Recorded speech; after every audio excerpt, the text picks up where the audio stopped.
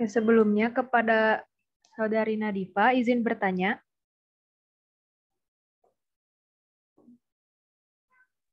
Ya, disilahkan. Oke, pertanyaannya, jadi berdasarkan apa yang disampaikan, menurut Nadifa, dengan adanya stratifikasi sosial itu merupakan hal yang merujuk sebagai suatu yang positif atau yang negatif? Bisa dijelaskan alasannya?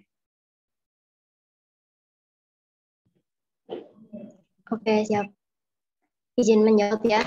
Jadi pertanyaannya kan dengan adanya stratifikasi sosial itu merupakan hal yang merujuk pada salah satu yang positif atau negatif ya. Terus alasannya. Jadi kalau menurut saya sendiri stratifikasi sosial itu kedua-duanya merupakan sesuatu yang merujuk ke hal positif maupun negatif. Akan tetapi positif dan negatifnya itu akan ada angkanya gitu. Maksudnya akan lebih besar positif atau negatifnya itu berdasarkan jenis stratifikasi sosialnya gitu. Kalau menurut saya stratifikasi sosial itu kan ada dua kan ya. Ada yang negatif, ada yang stratifikasi sosial yang tertutup dan terbuka. Nah, kalau menurut saya yang stratifikasi sosial yang sifatnya tertutup itu lebih banyak negatifnya dibandingkan dengan stratifikasi sosial yang terbuka. Karena jika kita lihat gitu, sistem dari stratifikasi sosial yang tertutup itu golongan yang sudah dijatah gitu untuk mendapatkan status atau kelas yang terbawah itu tidak memiliki kesempatan untuk berpindah ke status sosial yang lebih tinggi gitu. Itu untuk yang tertutup. Tapi ada dampak negatifnya juga gitu diterapkannya sistem stratifikasi sosial tertutup. Dampak positifnya itu salah satunya melestarikan budaya dari generasi sebelumnya gitu. Selain itu juga di beberapa negara lain kayak ras Arya gitu, dengan adanya sistem klasifikasi tertutup itu kayak yang menikahkan antara satu ras itu yang dianggap lebih tinggi gitu kan, ras Arya biasanya. Nah itu menjaga kemurnian ras tersebut gitu agar mereka bisa tetap menduduki kelas yang tertinggi. Tapi ada juga dampak negatif dari stratifikasi sosial tertutup.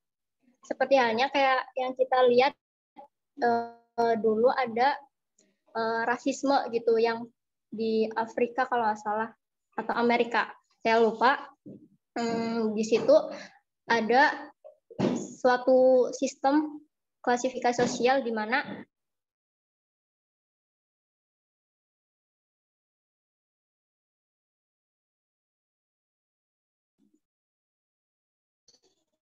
baik, saya lanjutkan. Jadi ada juga di sebuah negara yang terdapat stratifikasi sosial di mana dalam negara tersebut terdiri dari kaum putih dan kaum hitam. Nah, dalam hal ini sistem klasifikasi sosial yang ditetapkan cenderung merugikan golongan orang hitam karena dalam sistem tersebut orang hitam cenderung dinomorduakan gitu, terutama dalam penggunaan fasilitas umum. Biasanya orang-orang yang kulit putih lebih diistimewakan seperti adanya ya VIP gitu dalam pemberian fasilitas. Nah, seperti itu. Tapi untuk stratifikasi sosial jenis yang terbuka, menurut saya lebih banyak dampak positifnya karena selain kita itu bisa naik gitu dari status sosial yang rendah ke yang lebih tinggi, di situ juga kita bisa tertib gitu dan lebih terstruktur dalam menjalankan tugasnya, terutama di sebuah organisasi. diciptakannya sistem stratifikasi sosial yang berhierarki atau berkelas-kelas, itu nanti akan memudahkan koordinasi antar anggota, kayak misalkan satu bidang di sebuah organisasi di kemahasiswaan gitu, kayak himpunan di bidang A sudah melaksanakan tugas ini itu dan sebagainya, berkoordinasi mengenai kendala-kendala yang dihadapi mereka dalam melaksanakan tugasnya gitu. Dan nantinya dalam divisi tersebut nanti akan saling bertukar pikiran, saran dan lain sebagainya. Ya walaupun di situ ada hierarki dalam kepengurusan tersebut, tapi hierarki tersebut akan memudahkan seluruh tugas-tugas yang diberikan itu dijalankan dan menertibkan juga anggota-anggotanya seperti itu. Nah, selain itu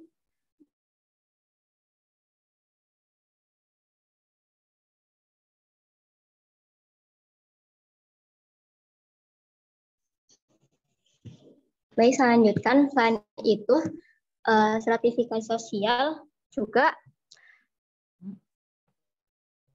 dalam kelas yang terbuka gitu, itu berfungsi juga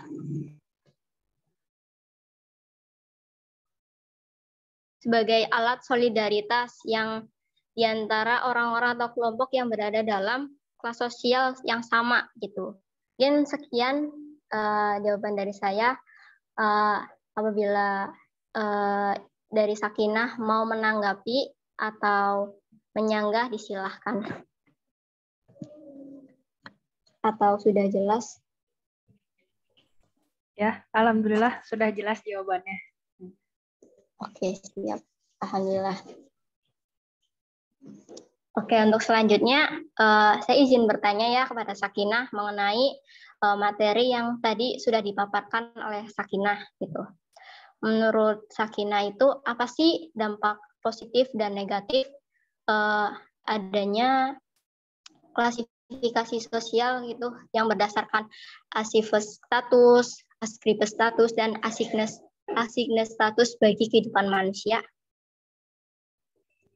Baik, akan saya langsung jawab saja.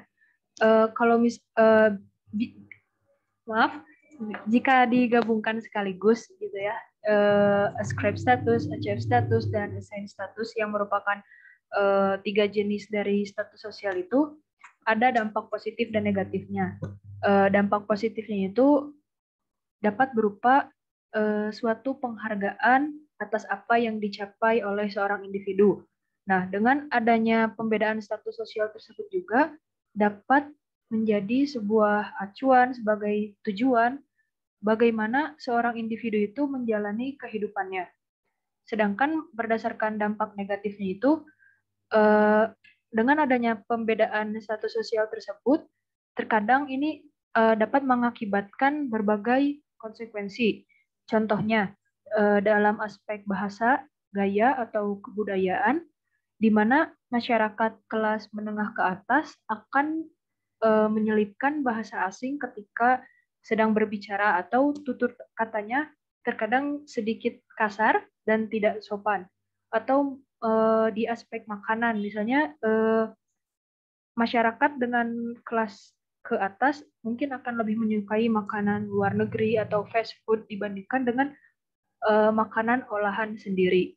Mungkin seperti itu jawaban singkatnya. Bagaimana Saudari Nadifa, apakah bisa dipahami? Ya, bisa. Terima kasih untuk jawabannya. Baik, akan langsung ditutup saja diskusi The Power of Two ini. Sekian dari kami. Wassalamualaikum warahmatullahi wabarakatuh. Waalaikumsalam warahmatullahi wabarakatuh.